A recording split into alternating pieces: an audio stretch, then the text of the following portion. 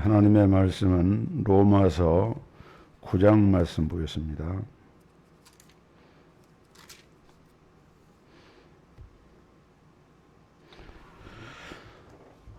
로마서 9장 1절부터 3절까지 봉독하겠습니다. 내가 그리스도 안에서 참말을 하고 거짓말을 아니하노라. 내게 큰 근심이 있는 것과 마음에 그치지 않는 고통이 있는 것을 내 양심이 성령 안에서 나로 더불어 증거하노니, 나의 형제 곧 골육의 친척을 위하여 내 자신이 저주를 받아 그리스도에게서 끊어질지라도 원하는 바로라. 아멘. 오늘은 우리 민족이 일제 35년 동안 억압을 받다가 하나님의 나라로 해방을 맞은 8.15 광복절 기념주일입니다. 우리 그리스도인들은 천국 시민이라고 하는 믿음과 또 세상에 대해서는 분토와 같이 여겨야 한다 하는 이런 말씀들을 연계해서 세상에 있는 나라를 사랑한다라고 하는 것에 대해서 좀 부정적이거나 소극적인 또는 무관심한 그런 태도를 갖기가 쉽습니다. 그러나 우리가 성경적으로 보면은 우리의 위대한 신앙의 사람들은 다 자기 민족, 자기 나라를 누구보다도 더 사랑했던 애국자들이었음을 알 수가 있습니다.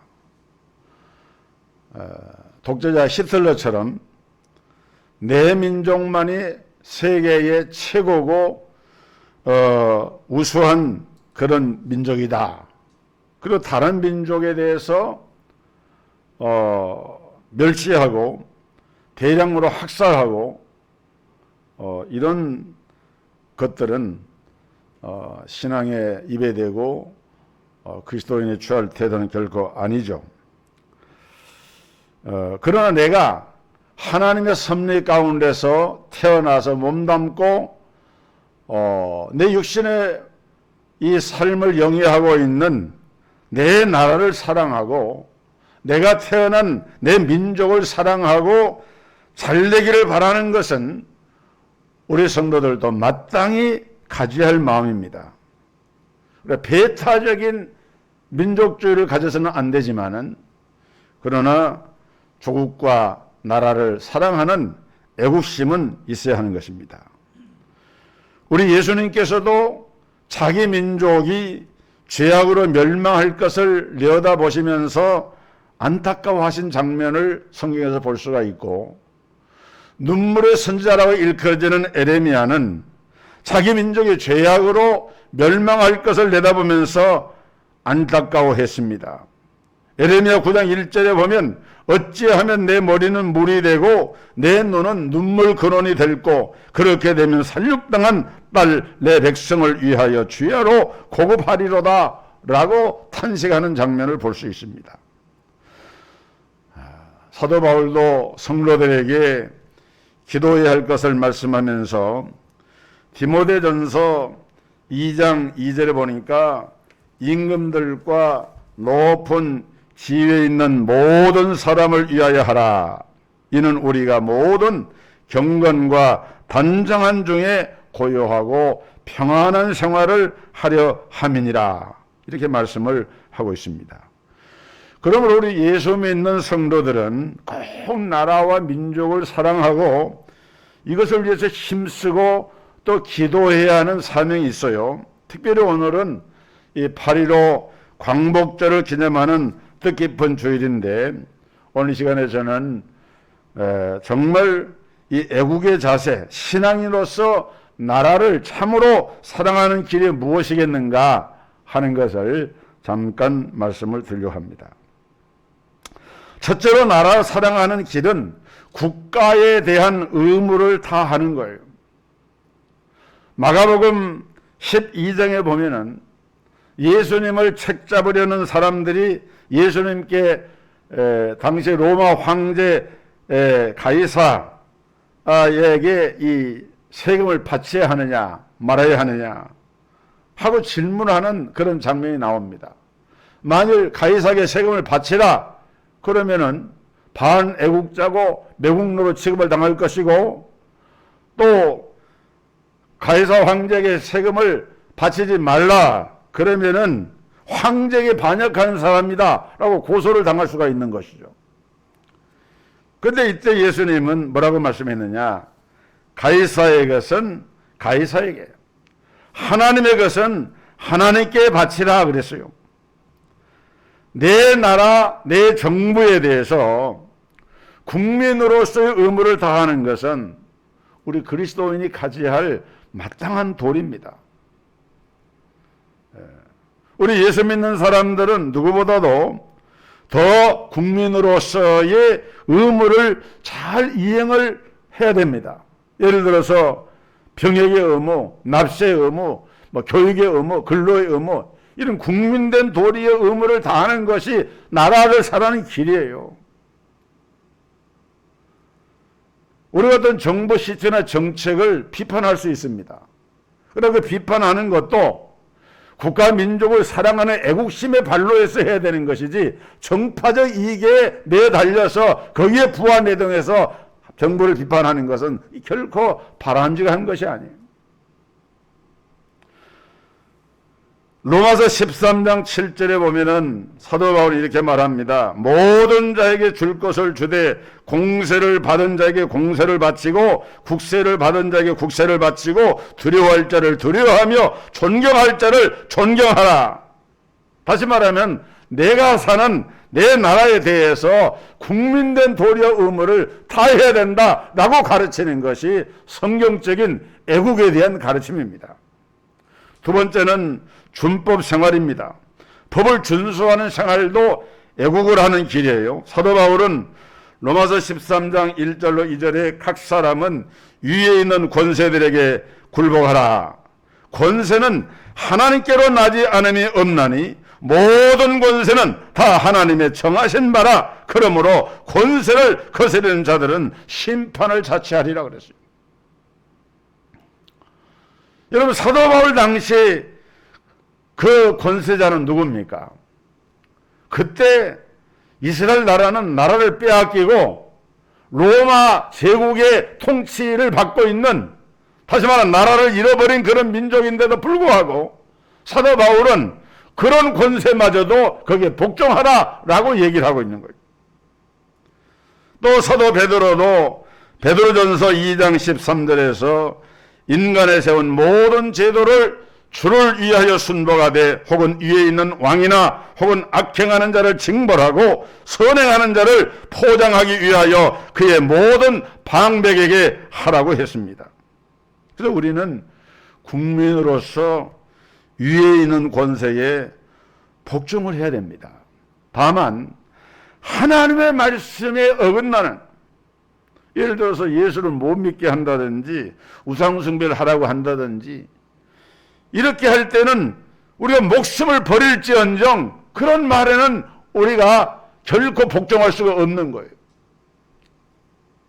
지금 코로나19와 같은 이런 특별한 상황에서 우리가 예배가 여러 가지 제한되고 정부의 방역 지침을 따라서 거기 협력하는 이런 부분에서 어떤 해석상의 차이와 이것을 어떻게 접근하는 그런 입장에 조금 보수 또는 진보 이런 신학적으로도 그런 입장에 따라서 좀 다르게 대처를 할 수 있어요.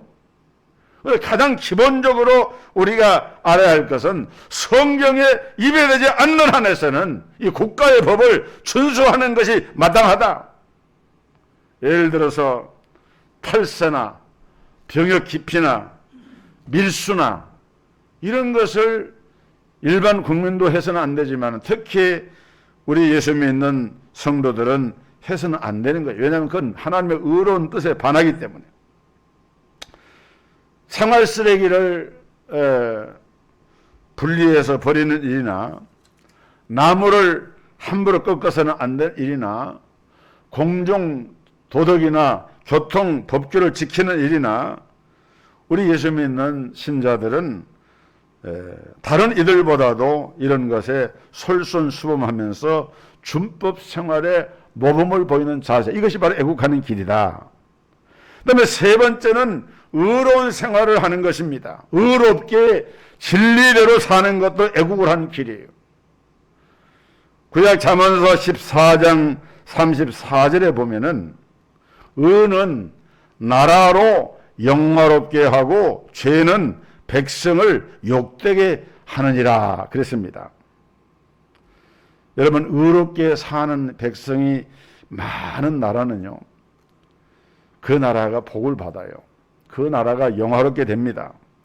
그러나 의의가 없어지고 불의가 창궐하고 악행이 가득하고 그러면은 그런 나라 어떻게 됩니까? 소돔과 고모라 성에 의인이 10사람이 없어가지고 유황불로 심판을 받지 않았습니까? 음란하고 폐역한 도시 폼페이라고 하는 도시는 완전히 화산이 터져서 멸망을 당하고 말았어요. 자연의 재해나 하나님의 재앙 가운데 이렇게 나타나는 사건, 역사적인 사건들을 통해서 우리가 후세들이 배워야 할 것은, 아하, 한 나라나 한 민족도 정말 의로운 삶을 살아가느냐, 불의한 삶을 살아내느냐에 따르냐, 확연하게 달라져요. 저는 꼭 이것을 이렇게 대입을 하고 싶지는 않습니다만은, 일제 35년 동안 그 일본 제국주의자들이 얼마나 우리 민족을 탄압을 했습니까? 이게 보면은 잘 된 것 같은데 잘 안 돼요. 후대들이 잘 안 돼. 일본 사람들 경제 수준이 높고 뭐 세계 경제 2위다 3위다 하지만은 여러분 보세요. 얼마나 문제가 많고 자연재해가 많고 일어나는 일들마다 어려움이 많습니까? 왜냐하면 뿌린 대로 씨를 그렇게 뿌려놓으니까 그걸 거두는 거예요. 예레미야 5장 1절에 보면은 너희는 예루살렘 거리로 빨리 왕래하며 그 넓은 거리에서 찾아보고 알라. 너희가 만일 공의를 행하여 진리를 구하는 자를 한 사람이라도 찾으면 내가 이 성을 사하리라 라고 했는데, 그 말은 무슨 말입니까? 예루살렘에 그렇게 하나님의 의를 행하고 공의를 따라 살아가는 사람을 찾기가 어려웠다. 그래서 결국은 그 예루살렘 성이 완전히 무너져 내리고 마는 이런 비참한 역사가 성경에 분명하게 기록이 되어져 있어요. 네 번째는 민족의 조속한 복음화를 위해서 힘쓰는 것입니다. 민족 복음화. 이 민족이 복음화되는 일은 영혼을 구원하는 일인과 동시에 이 나라를 하나님의 은혜 아래서 보장을 받게 하는 첩경입니다. 이 민족이 빨리 복음 안에서 하나님께로 돌아오는 것이 이 나라가 잘 되는 길이고, 이 일에 힘쓰는 것이 바로 나라를 사랑하는 일입니다. 그래서 우리 성도들은 빨리 내 가족, 친지, 이웃을 전도하고 또 전도사업, 선교사업에 힘을 써야 하는 이유가 다른 데 있는 것이 아니라 바로 여기에 있는 거예요. 오늘 본문에 기록한 말씀 보니까 사도 바울은 자기 민족이 예수 믿고 구원받기를 원하는 마음이 얼마나 간절하게 불타올랐는지, 자기 한 몸이 저주를 받아서 하나님께로부터 끊어진다 할지라도 자기가 정말 원하는 것은 자기 민족이 빨리 하나님께 돌아오면 좋겠다. 여러분, 그 바울의 그 심정이 조금 이렇게 마음에 와 닿습니까? 그 마음이 얼마나 절절한 마음이야. 내가 하나님 앞에 끊어지는 그런 한이 있더라도 내 민족이 하나님께로 돌아와서 복을 받는 민족이 되고 하나님의 사랑받는 민족이 되면 좋겠다. 이 말은 무슨 말입니까? 그만큼 바울은 자기 민족의 복음 전하는 것이 절절했고 간절했다는 거예요. 내가 그리스도 안에서 참말을 하고 거짓말을 아니하노라. 내게 큰 근심이 있는 것과 그치지 않는 고통이 있는 것을 내 양심이 성령 안에서 나로 더불어 증거하노니 나의 형제 곧 고륙의 친척을 위하여 내 자신이 저주를 받아 그리스도에게서 끊어질지라도 원하는 바로라. 이것이 바울의 마음이었어요. 오늘 우리도 우리 민족의 복음화를 위해서 시간과 몸을 들이고 물질을 바쳐서 정말 우리 민족이 온전한 복음화가 이루어질 수 있도록 힘을 다해야 할 역사적인 소명이 오늘 우리 믿는 성도들에게 있는 것입니다. 복음 선교로 인해서 사실 바울은 오히려 자기 동족으로부터 핍박을 엄청나게 많이 받았습니다. 그럼에도 불구하고 바울은 오히려 자기 동족에 대한 애절한 그 사랑을 토로했어요. 여기서 우리는 애족하는 자로서의 이 바울 사도의 면모를 읽을 수가 있습니다. 독일의 종교 개혁자였던 말틴 루터는 죽기까지 복음주의, 죽기까지 독일주의를 외쳤어요. 왜냐하면 그 사람이 독일 사람이니까. 복음을 전하면서 복음으로 자기 민족이 구원받기를 염원할 그 마음이 죽기까지 복음주의, 죽기까지 독일주의를 외쳤던 것처럼 우리 한국 사람들은, 우리 한국의 그리스도인들은 죽기까지 복음주의, 죽기까지 예수주의, 죽기까지 한국주의, 이러한 조국에 대한, 조국 복음화에 대한 이와 같은 염원이 뜨거워야만 한다는 사실을 가르쳐주고 있어요. 바울은 예수 그리스도를 배척하고 자신을 핍박하는 동족에 대한 원한을 품지 않았습니다. 오히려 그런 동족에 대해서 가슴을 저미는 큰 슬픔과 끊임없는 이런 심적인 격동을 토로하고 있습니다. 같은 유대인으로서 자기 동족들의 그릇된 교리인 율법의 행위에 의한 구원관과 종교적인 아십, 위선과 아집과 또 로마에 속구이면서도 버리지 못하고 있는 이런 민족적인 교만과 배타성 등을 너무도 잘 알고 있기 때문에 정말 자기 민족 위대 민족이 필요한 것은 예수 그리스도의 복음이다. 이 복음이 아니고서는 길이 없다. 예수로 아니고서 문제 해결의 방법이 없다. 이것을 너무 절실하게 깨달았던 바울은 예수 그리스도를 믿지 않는 동족들로 인한 큰 슬픔과 심적인 고난이 그에게 떠날 수가 없었던 것입니다. 다섯 번째, 오늘 나라를 사랑하는 길은 나라와 지도자를 위해서 기도하는 것입니다. 나라를 위해서 기도하는 것이 가장 귀한 애국의 길이에요. 디모데전서 2장 1절로 2절에 보면 그러므로 내가 첫째로 권하노니 모든 사람을 위하여 간구와 기도와 도구와 감사를 하되 임금들과 높은 지위에 있는 모든 사람을 위하여 하라. 이는 우리가 모든 경건과 단정한 중에 고요하고 평안한 생활을 하려 함이니라 그랬어요. 오늘날로 말하면은 대통령이나 장관이나 국회의원 같은 위정자들을 위해서 기도하라는 거예요. 왜냐하면 이런 사람들은 국민에게 직접 미치는 영향이 큰 사람들입니다. 이 사람들의 정책을 바로 결정하고 이 사람들의 행정을 바로 집행하고 이 사람들이 공의로운 재판을 하고 이렇게 할 때 우리 국민의 생활이 안정이 됩니다.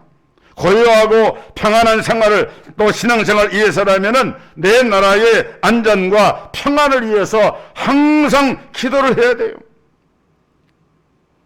우리나라는 국제 정세로 보나 지정학적인 그러한 이치로 보나 태평양 세력인 미국과 아시아 동양 세력인 중국의 틈바구니에서 또 일본이라고 하는 아주 기회주의적인 그런 나라의 틈바구니에서 또 러시아라고 하는 북쪽의 거대한 땅을 가진 나라에 의해서 4대 이런 세력권이 한반도를 중심으로 각축을 벌여요. 100여 년 전에 이 한반도 땅에서 있었던 러일 전쟁이나 중일 전쟁이나 이런 것들도 전부 다 한반도 정세와 관계된 그런 것들이었고, 결국 그런 것들 연장선상에서 일제가 우리나라를 강탈해서 35년 동안 우리가 지배를 받게 되는 그런 이제 역사적인 비극을 우리가 가지고 있는 것입니다. 그러므로 우리는 나라의 안전을 위해서 간절히 기도해야 돼요. 일본에게 나라를 빼앗긴 것과 같은 국가의 비원이나 또 해방 이후에 5년이 채 되지 않아 가지고 6.25 한국 전쟁을 통해서 남북 간의 동족 간의 촛불을 켜놓고 싸움을 통해서 국토가 양단된 그런 사건을 볼 때에 이 땅에서는 다시는 그런 전쟁이 일어나서는 안 되는 것입니다. 이 땅에서 다시는 핵전쟁이 일어나서는 안 되는 거예요. 그렇기 때문에 우리는 이 일을 위해서 기도하지 않으면 안 됩니다. 기도하는 나라는 결코 망할 수가 없어요. 기도에 선 나라는 망하지 않습니다. 무기에 선 나라는 망해도 무릎에 선 나라는 망하지 않는다는 말이 있는 것처럼 오늘 하나님 앞에 진실된 마음을 가지고 나라와 민족을 위해서 기도하는 성도들이 있는 우리 대한민국을 하나님이 지켜주시는 거예요. 하나님. 그래서 우리는 주야로 나라를 위해서 기도하고 특별히 기도할 때마다 이 나라의 위정자, 지도자들을 위해서 기도해. 그들이 이뻐서 기도하는 말이 아니에요. 하나님께서 그들에게 권세와 권한을 이름을 해서 나라를 섬기고 다스리도 했는데 그들이 바른 정책과 입안을 가지고 섬겨야만이 나라가 잘 될 수 있기 때문에. 미국 역사상 손꼽히는 대통령들은 하나같이 성경 말씀을 그들의 생활 이념으로, 통치 이념으로 삼았습니다. 초대 대통령 조지 워싱턴은 취임하는 자리에서 성경이 아니면 세계를 다스릴 수 없다 이러면서 성경을 손에 얹고 선서했다. 그때부터 이것이 미국의 관례가 된 거예요. 또 제퍼슨 대통령은 미국은 성경을 반성으로 삼아 서 있다 이렇게 말했고, 유명한 링컨은 성경은 하나님이 주신 가장 좋은 선물이다 라고 했고, 그러면서 대통령 직무를 보는 동안 늘 성경을 두고 읽었다 그래요.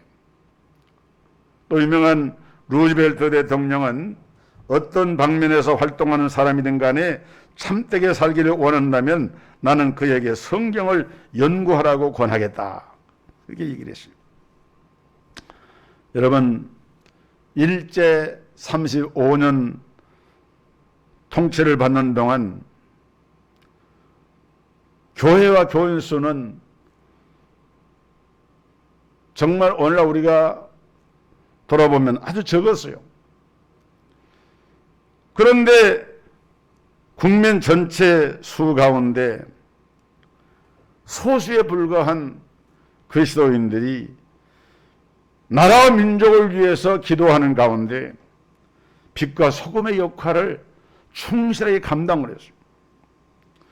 1895년 10월 8일 흉악무도한 일제의 칼에 명성 황후가 시해된 을미사변이 일어났는데, 그때 다급해진 고종 황제가 밖에 기독교인 누구 없느냐 이렇게 물었다 그래요. 밖에 누구 기독교인 없느냐? 그것은 그만큼 그때 고종 황제 주변에는 간신들이 들끓고 있어 정말 나라를 위해서 기도하는 사람들은 기독교인이었기 때문에, 그래서 윤초를 유시한 기독교인들이 목숨을 걸고 황제를 보호했다는 그런 역사적인 문서의 기록이 나옵니다. 오늘 이 시대 이 나라에 사는 우리 역시 나라와 민족을 위해서 우리 믿는 사람들을 찾고 계시는 하나님 앞에 주님, 내가 여기 있나이다. 부족하지만은 내가 나라와 민족과 지도자를 위해서 기도합니다. 이런 기도의 사람들이 있을 때 이 나라가 잘 될 수가 있다 그 말이에요. 여러분, 우리나라 역사에서 이 지도자의 위치가 얼마나 중요한지를 보여주는 두 가지 사례가 있습니다. 하나는 동학혁명이고 하나는 임진왜란입니다. 이 동학혁명은 실패한 혁명으로서 농민혁명이라고도 말하고 또 서학에 대치하는 동학의 최시영, 최재우, 전봉준 또는 손병희 이런 지도자들이 동학의 초대 지도자들이었는데 동학이 왜 실패를 했느냐?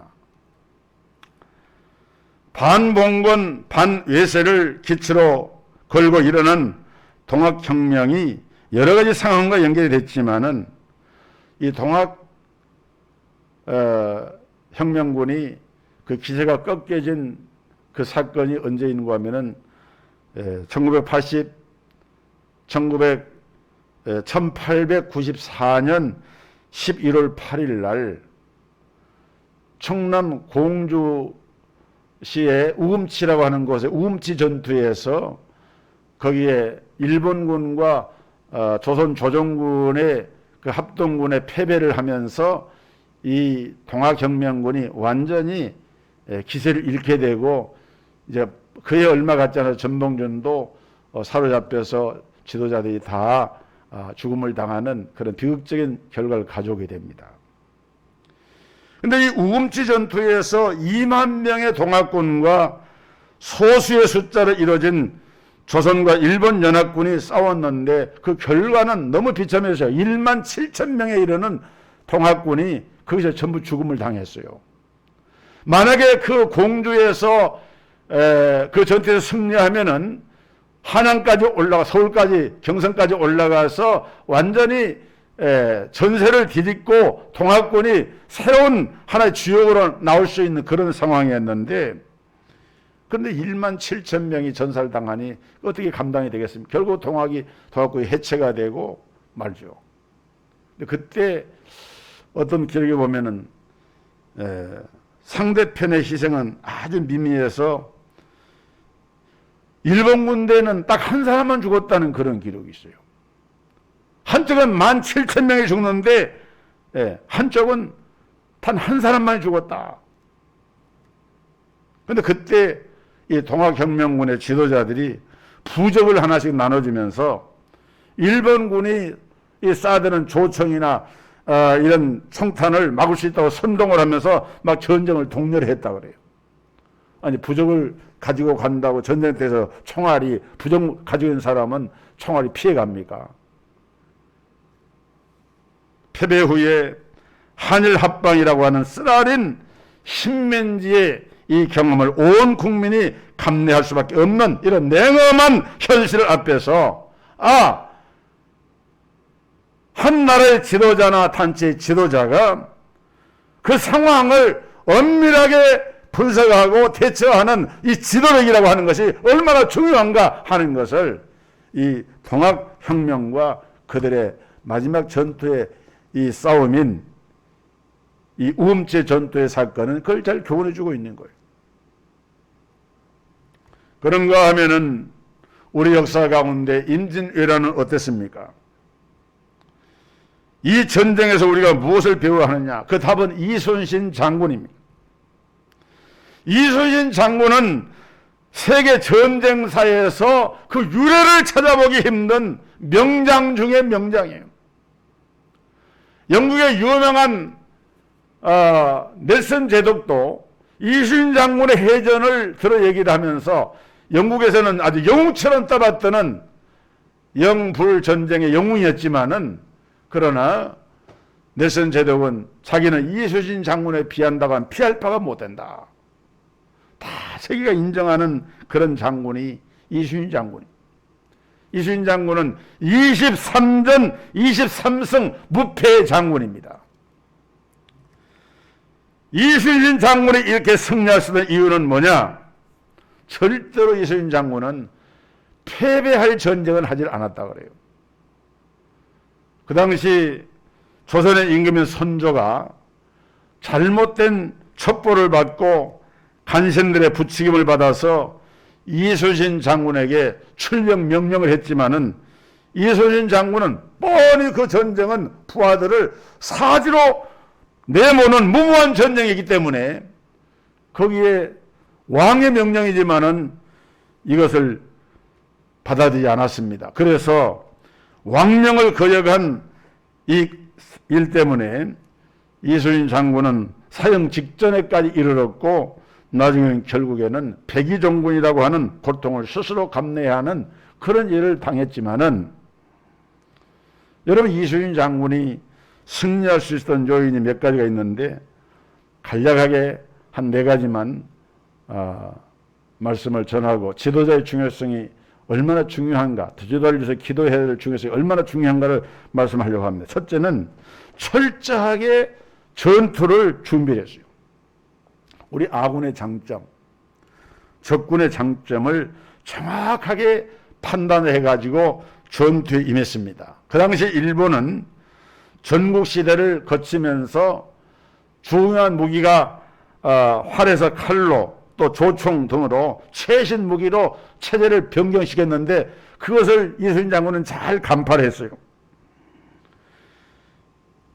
왜군은 조선을 침략하면서 자기들의 익숙한 소총을 가지고 전투에 임한 결과로 육전에서는 파죽지세로 승전을 계속해서 한양을 향해서 막 쳐들어가는 그러한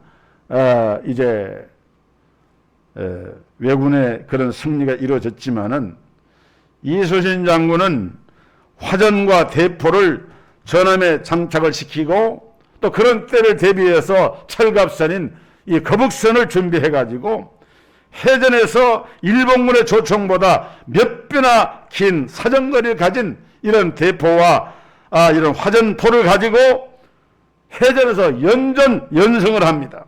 현실을 정확하게 판단하는 것이 승리의 요건이 되었는데 이순신 장군은 그것을 잘 지킨 거예요. 두 번째 승리 요인은 함께 전투하는 지도자들의 장점을 최대한 이용을 했습니다. 임진왜란 전투에서 이순신 장군에 비해서 상대적으로 잘 알려지지 않은 장군 가운데 정훈 장군이라는 분이 있는데 이 정훈 장군의 공로는 수군의 승전에 아주 결정적이었습니다. 이 정훈 장군은 이순신 장군보다도 수군의 선배였어요.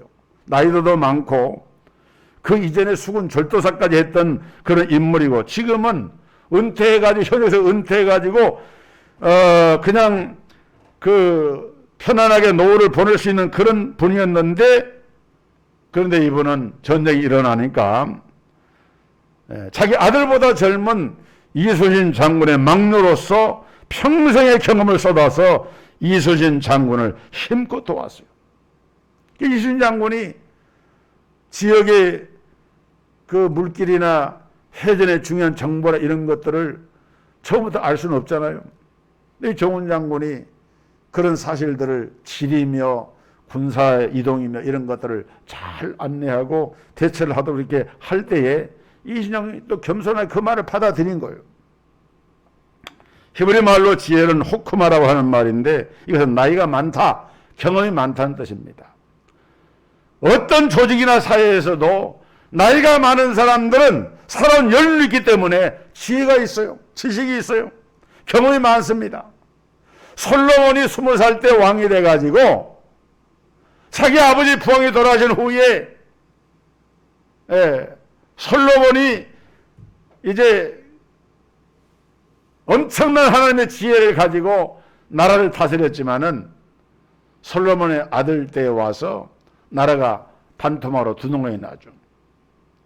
르호보암이라는 왕이 젊은 나이에 왕이 돼가지고 자기 아버지 솔로몬 때에 솔로몬을 도왔던 나이 많은 그런 연로한 그런 신하들을 배척을 하고 자기하고 함께 자라났던 이런 동부 소년들의 말을 들으면서 그 조언을 받아가지고 통치를 하니까 나라가 제대로 되겠습니까? 결국 나라가 두동강이 나고 말았어요. 무엇을 말하느냐? 오늘 우리 사회에도 이순신 장군이 정훈 장군을 배려한 것처럼 정말 경험이 많은 전문가, 남다른 이런 경험을 가진 그런 사람들에 대해서 그를 존중하고 애우하고 그것을 활용할 줄 아는 그런 지혜로운 지혜자가 돼야지, 지도자가 되어야지. 그냥 내가 전공자고 내가 이것을 배웠다, 그냥 학문적으로 배웠다라 해가지고 어른들의 말을 무시하고 지혜자의 말을 무시하는 것은 그건 죽음을 자초하는 거예요. 그런데 이순신 장군은 그렇게 하지 않았다고 말이에요. 세 번째로 이순신 장군은 자기가 다스리는 지역의 생업을 염려하면서 최선의 배려를 했습니다. 이순신 장군은 자기 관할 지역 백성에게 땅을 개간하고 정작할 수 있도록 전쟁이 일어날 수 있는 그런 가능성이 있는 그런 때에는 그 지역의 군민들과 서로 소통을 하면서 또 그들에게 농사나 업이나 이런 걸 지도도 하고 도와주면서 국태민안, 나라가 큰 백성들이 편안하고 그래야만이 나라가 태평성대를 유지할 수 있다. 이것이 정책 요체로 생각을 하고, 그래서 나라의 국민들이 편안하게 살 수 있도록 하는 것을 이순신 장군은 평상시에 그렇게 늘 노력을 한 거예요. 그래서 임진년부터 정유년까지 7년의 전란 속에서 이런 그 당시에 전 국토가 일제 왜군에게 침탈을 당하는 가운데 오히려 전라도 사람들만 배가 고프지 않았다는 거예요. 왜냐하면은 나중에 선조가 전란 때 저 함경도 평안북도까지 그 피난을 가지 않았습니까? 그때에 그 군량미를 조달한 것도 전라도에서 가지고 온 그 양식을 가지고 군량미를 조달했다는 그런 기록이 나올 정도로 그렇게 이순신 장군은 백성들의 생업을 염려하고 사상제를 내지 않도록 고심하고 또 혹시나 부상자가 생기면 하나하나 찾아다니고 함께 싸우다가 전사한 사람들에게 애도의 글을 써서 보내고, 그래 민심이 그 지도자에게 함께 했던 거예요. 그리고 네 번째는 전쟁에 이기기 위해서 우방에 대한 배려를 아끼지 않았다. 명나라 수군의 도독인 진린이 상전국이라고 막 갑질을 하면서 작전을 계획했던 것도 함부로 바꿔버리고 잘못된 판단으로 아군을 어려움에 빠뜨리고, 그럴 때도 이순신 장군은 상대를 비난하거나 왕에게 상소를 올려서 그 장군의 험담을 드러내는 것이 아니라 오히려 전투가 끝난 다음에 그 공을 오히려 우리를 위해서 도우려고 왔다가 어려움에 처한 그 전공을 이 진린 장군에게 돌리면서 그렇게까지 배를 했다는 거예요. 눈앞에 있는 보다 큰 적을 이기기 위해서 모든 힘을 결집을 해서 동원할 수 있는 모든 재력이나 또는 군사나 이런 지혜를 모아서 거기에 대처하는 이순신 장군의 이런 지혜를 우리 임진왜란의 이 전사를 통해서 깨달을 수가 있는 것입니다. 2022년 내년 3월이면은 대한민국의 대통령을 뽑는 선거를 합니다. 지금 알려지기로는 2022년 3월 9일 수요일 날 선거일이 정해졌어요. 취임하는 것은 5월이지만은 대통령 선거는 그때 결정이 됩니다. 정말 나라와 민족을 사랑하고 품격을 갖춘 지도자가 세워지지 않으면은 안 되는 중요한 이 시점에 있어요. 우리가 이 나라의 지도자가 바로 세워지도록 기도해야 됩니다. 일제에 억압받던 그 고통뿐만 아니라 오늘 현대 대한민국호가 어느 방향으로 나아가야 할 것인지에 대한 책임도 우리 국민들 한 사람 한 사람이 달려 있어요. 우리 예수 믿는 성도들은 누구보다도 국가에 대한 의무를 다하고 준법 생활과 의로운 생활과 민족 복음화를 위해서 복음 전도의 삶과 그리고 나라와 지도자를 위해서 기도하는 삶을 살 때 이것이 바로 진정한 애국의 길이 되는 것입니다. 오늘 해방을 기념하는 귀한 주일에 대한민국 국민으로서, 기독 신앙인으로서 다시 한번 애국 애민의 기독 정신을 마음에 담는 우리 성도들 되기를 주의 이름으로 축복합니다.